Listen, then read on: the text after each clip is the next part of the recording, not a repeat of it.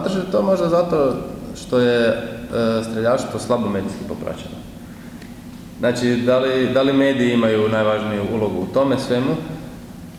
Pa možda nemaju najvažniju, ali sigurno imaju veliku ulogu. Znači, naravno, popraćeni su ekipni sportovi, što je totalno ok, jel? Da. Što je u redu, znači, tipa, atraktivni medijski sportovi, ne znam, nogomet, rukomet, košarka, vaterpolo i slično.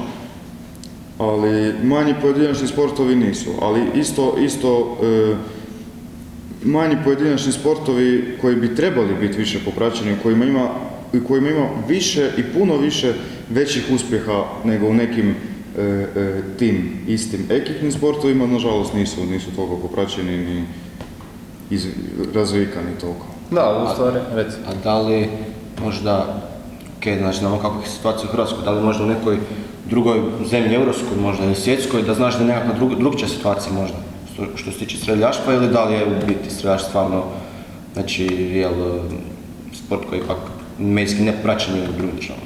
Pa u drugim zemljama i čak Europe tu naše bliže je puno više popraćeno.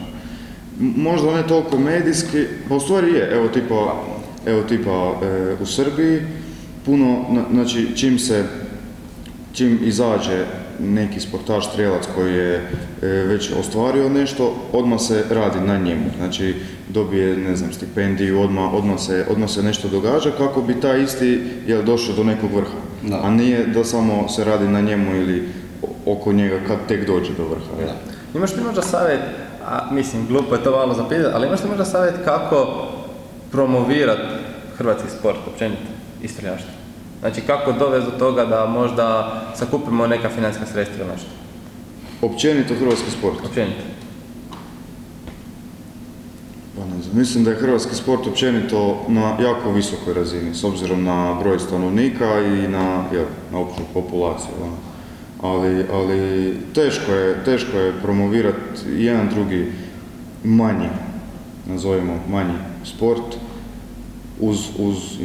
uz nogomet, uz rukomet i slično. Naravno, mislim, ipak su sportovi koji... Naravno, to su top sportovi, ali... to je sve normalno.